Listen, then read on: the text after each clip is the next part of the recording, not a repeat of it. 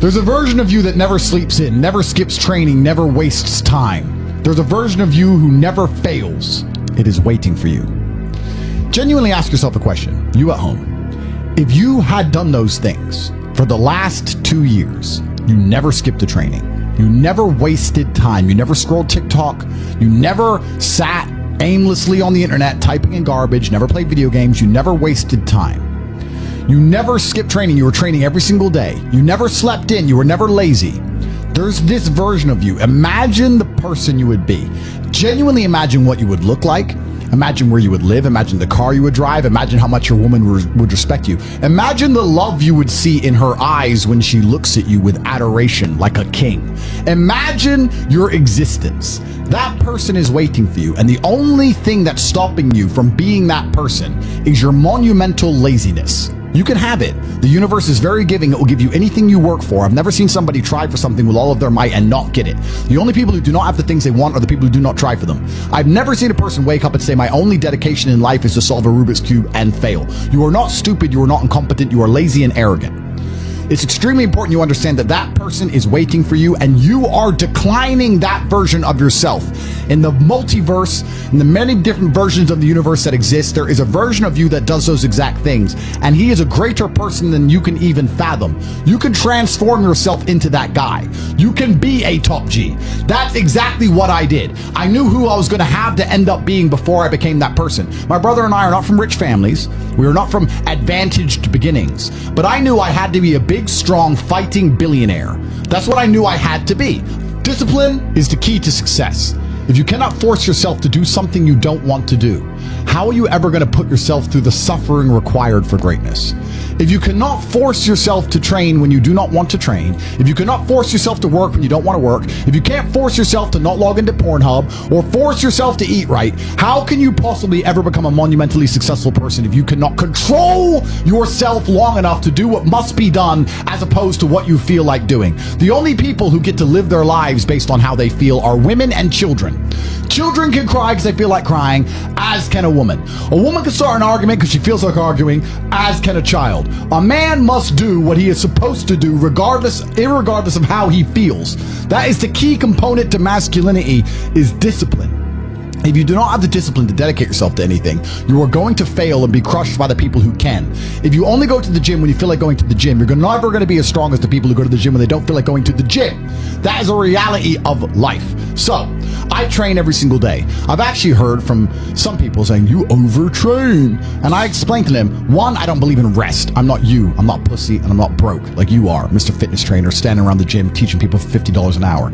I don't need to listen to you. Secondly, I don't train because I want to get bigger. I train every day because it is difficult to train every day. It hurts. I don't want to. I wake up and I'm busy. I have other things to do. I don't feel like doing it, so I force myself to do it 7 days a week, 365 days a year, so that I know I'm the kind of person who can do what he doesn't want to do when it needs to be done. I am that man, and it's more of a mental exercise than a physical exercise at this point. How can you ever outcompete me if I can force myself to do the things I don't want to do and you cannot? Discipline is absolutely essential for success, and you need to get very comfortable and very used to the idea of understanding that on your path to greatness, there are going to be long periods of time where you hate what you are doing, where you are dissatisfied with the actions you must undertake, where you are tired, where you are stressed. That is why it is difficult. That is why most people won't make it. If the path was easy, everybody would walk it and it would lead nowhere. 100 people start the path, 99 fall off because it is difficult, and the one person who makes it to the end gets the gold. If all 100 made it to the end and the gold was divided by 100, it wouldn't even be worth anything. The difficulty gives it value. The fact that it is difficult to do is the key component into the fact you want it in the first place. If it wasn't difficult, everyone would have it and you wouldn't want it because no one would respect it. It's supposed to be hard. Life is supposed to be hard. You're supposed to think this is terrible. You're supposed to suffer and smile through the pain regardless. Discipline is the key to success in all realms as a man, and if you lack it, you stand no chance. You can give most people a roadmap to success. You can give them a Ferrari with a full tank of gas, and a lot of people still wouldn't make the destination because they would say the drive is too far away. quitters. They don't have the discipline. You can tell them exactly how to do it. You can give them the mechanism to get there, but they don't have the discipline to complete the drive and end up at the destination. That is the majority of Earth. This is your competition. People who, even if they are told what to do and people tell them exactly how to do it and help them do it, still quit, still fail because they lack discipline. Even me, with my monumental powers, I can't make a quitter successful.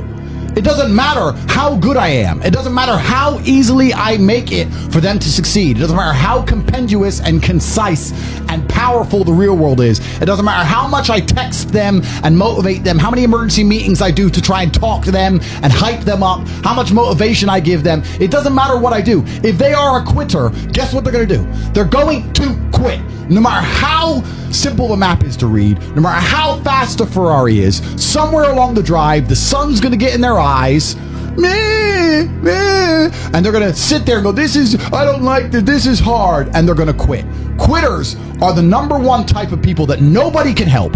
If you're a quitter, I can't help you, life can't help you, God himself cannot help a quitter. So if you lack discipline, you lack the very basic building block to any type of success which exists on the planet. By every single metric which can be measured with science, you are going to stay a loser and a failure.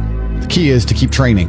If you train hard every single day, you don't have to worry about a little bit of vitamin C. It's true.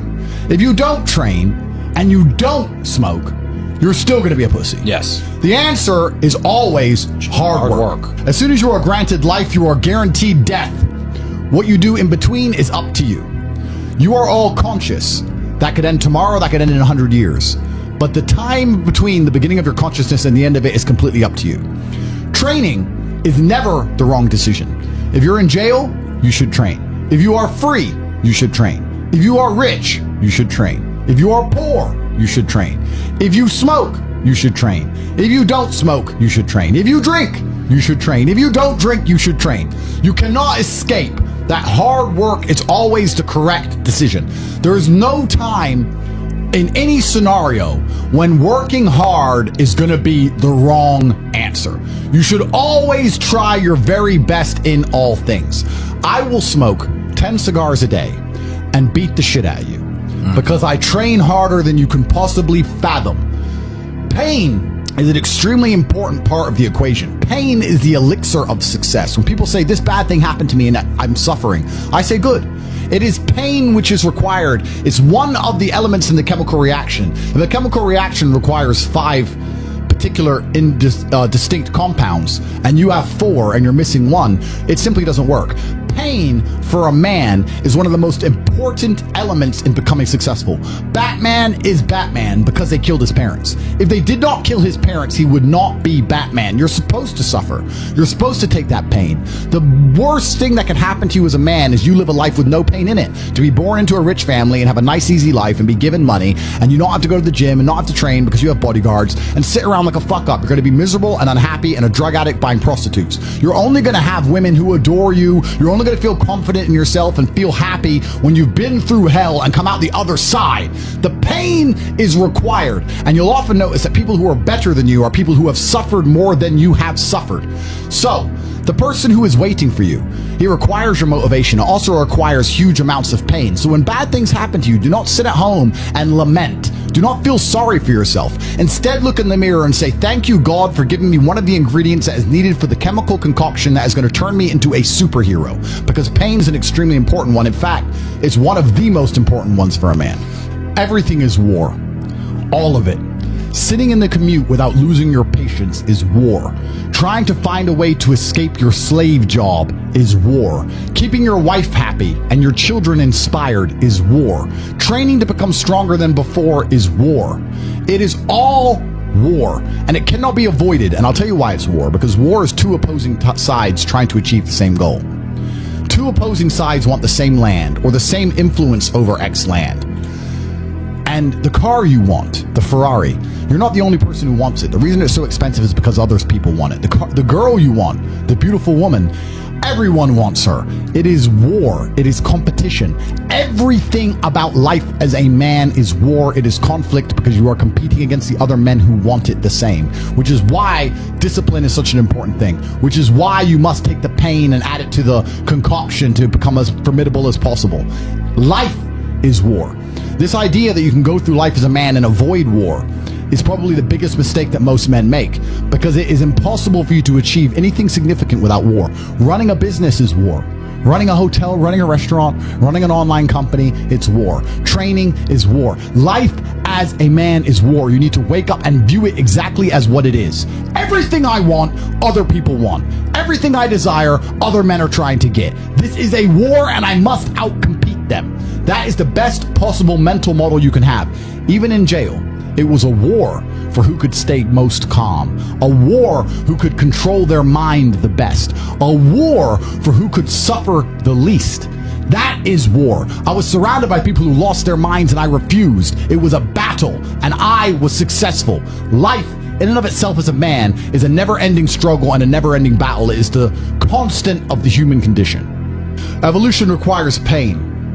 While others complain that they do not feel happy enough, I'm happy I'm struggling. I don't want to be happy. I want to be great. This is the beauty of life as a man. Do you understand? I don't care. I'm happy to be struggling. I wanted to fight. You wanted to win. I wanted to fight. That's the difference. You're concerned with winning. I wanted to just fight. And we're fighting. That is the beauty of life as a man, to be great. If you concern yourself only with being happy, you are once again acting like a female or a child. Happiness is fleeting. It doesn't even matter if you're concerned only with the hedonism of happiness. You're going to drink alcohol and go to parties and go to festivals and take drugs. I want to be happy. Who cares? I want to be great. I want to be great all of the time. And let me ask you a question as a man at home, genuinely, truthfully. Would you rather be a loser who's always smiling, a happy loser, or would you rather be a stressed winner? Because I'll tell you something about winners. Most of them are stressed. We are stressed. We're stressed. Putin is stressed. Genghis Khan was stressed when his messenger turned up after a 4-week ride with updates from the battlefront of Iran. I'm sure he was stressed by what he read. Even if it was very good, even if it all looked fantastic, he's starting to feel stressed. Okay, well now maybe I need to go to Iran. How long is it going to take me to get there? Maybe we need to send more horses. Maybe we need to colonize Iran. He felt stress because the beauty of life as a man is to be great. So you have to sit here and ask yourself, do you want to be a happy loser that's insignificant? Nobody knows you exist. Women don't respect you. Men don't respect you. Nobody cares if you live or die, but you get to smile all the time. Or do you want to be one of the most important people on the planet with a little bit of stress? I am brilliant because I've decided to be brilliant. And if I have to sacrifice happiness to be brilliant, then that's fine. You know what the great thing about it is? You know it's amazing what God gives, how the whole world becomes full circle? If you stop caring about being happy and you start caring instead about being great, guess what you end up being? Great. Along with great.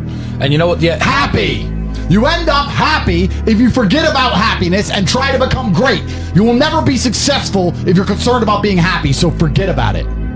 I like to consider myself a wise old man, and I'm trying my best to encourage and instigate a revolution amongst the youth where men take absolute self-accountability and they believe in themselves and they take responsibility for absolutely everything. As a man, you are most formidable if everything is your fault. If it rains outside and you get wet, that is still your fault. Can you control the rain? No. Could you have brought an umbrella? Yes. You need to blame yourself for all things, the good and the bad. And by doing this, you take absolute self-accountability, which allows you to build a mental model in which you will find solutions, 1. 2, avoid trouble, because you know that anything bad happens to you is your fault. And 3, be the most fearsome competitor possible, because we're living in a very competitive world nowadays amongst the elites. The people who understand that you're living inside of a fish tank are trying very hard to get out. And you have to make sure that you can outrun some of them if you want to escape. It's an age-old adage. If a bear is chasing a group of people, you do not have to be the fastest one. You just have to be faster than the slowest. The slowest person is going to die. So as long as you're ahead of the majority of people, you stand a very good chance of avoiding slavery. Being a powerful man isn't always about furious anger and instilling fear. As enemies attempt to attack your energy and lower your vibration, understand this: power is untouchable. Power may notice, but it doesn't care. Sometimes power is simply not giving a fuck. Being a powerful man isn't always about furious anger and instilling fear, meaning sometimes it is. You need to retain the capability to instill fear with furious anger. A man who cannot do that is not a man. It is one of the cards you need to have in your deck. However, more often than not, when you're in a true position of power, you will play the alternate card, which I'm describing here as simply not caring. How can you not give a fuck about things? Well, I'll tell you how. If you're filthy rich and you have a strong network of people around you who you trust, and you have a good family, and you have beautiful children, and you have women who love you, and you have beautiful supercars, you live with your best friends in a compound, you have armed guards, and you're proud of yourself, and you're strong, and you train hard every day, and you're monumentally successful, and all of your dreams come true, and if you want something, you can instantly snap it up. You want a Pagani, you want a Bugatti, you want a $25 million apartment, anything you want, you buy. It's very easy to not give a shit about the opinions of people who don't have one fraction of your success. And what these people are trying to do is drag me, I'm using me as an example, but we can also use it for you. When you have true power, they're trying to drag you down. They're not trying to elevate themselves. They're trying to drag you down, which is a very different thing. Because it's amazing how God rewards those who are trying to build and create and elevate, and how it punishes those who are simply trying to destroy and be spiteful and negative. And these people are going to dedicate hours and hours and millions of hours of their life towards a certain cause to try and drag people down who they cannot affect because they're already too powerful and too large. And they're wasting their own human experience, and they're not progressing or advancing themselves in any way. They will stay brokies, and we will stay rich forever. So the lesson here is that you need to get to a position where ignoring people is a move in which you're guaranteed success. You can ignore people completely and they are benefiting you, and that comes from a position of power. And I think a lot of you at home right now, you may not be in our position, but if you're already working hard, you're already going to the gym, you're already training, you make sure that you're getting as much muscles as possible, as much money as possible, you're dedicated, you don't sleep in, you don't waste your time, you don't smoke weed, you don't play video games, you're focused on trying to become fantastic as a person, you can just ignore that girl. That girl who broke your heart or cheated on you, just ignore her. The most powerful move you can make is ignore her. Yeah, you could yell at her. Yeah, you could try and make her scared of you, blah, blah, right? That's not going to work. The powerful move is just to completely ignore her because you're on your ascent. She is likely on her descent. She likely has no intention of improving herself, no intention of becoming richer, no intention of becoming better looking. Time is against her. As she gets older, she's going to lose her looks. You're going to continue your ascent, and she's going to have to watch you for the rest of her life be the man that she could have been with that she's no longer good enough for. The best thing you can do is simply ignore her. That is the powerful move. And it's the same with also men. It's not even a gendered argument. There's men who want to be your friends right now, or who wanted to be your friend, and they did something wrong to you. And if you're on the right path doing the right things, karma, God, the universe, whatever you want to call it, is going to teach them a lesson for simply failing to be a good person to you while they had the chance. But when you have a whole bunch of money, you take care of the people you love. And that's the masculine prerogative. And even my brother and I, anyone who's been loyal to us, who's on our team, we monumentally reward. And everyone who ever displayed cowardice or sold us out or made mistakes massively regrets it, because they see how well we treat the people who are close to us. If you lack somewhere, excel somewhere else. Counter your weaknesses by honing other capabilities. If you're ugly, become filthy rich. If you're poor, be as strong as an ox. Life is unfair. The primary focus of your energies is to balance the books. And there's two different ways you could interpret that. You can, obviously, increase the attributes that you are lacking. If you have the ability to train, because a lot of people don't. Some people are born without arms and legs, but you, with 2 arms and 2 legs, are sitting at home jerking off the Pornhub, flabby and fat. If you have the ability to train, you should be doing it. But also, there are some things that some people are just better at, and you can counteract that problem by teaming up with people who compensate for your weaknesses. People who are strong in areas where you are weak, and you team up with people where you are strong in areas where they are weak. I don't think between the people in this house and our group of friends, we lack anything. Correct. Anything. Correct. Literally anything. We can sit as a group and have a conversation about anything with anyone in the world and give useful insight and change people's lives for the better, because although I am not perfect, our team compensates one for each other. And that's the point of brotherhood. So excel in one area if you lack in others. I have people say to me, Andrew, I'm short. What do? I'm short. Okay, God made you short. Fine. Good. Doesn't matter. You can't change it. What you can do is become as strong as an ox and become filthy rich and monumentally important and extremely influential. You can do that. People say, I'm poor. You should be strong. Oh, I'm strong, but I don't have any money. Okay, then teach others to be strong. Yes. There's always a way you can take your advantages and use them. And by teaming up with other men, other people, you can build a team in which there are no weaknesses.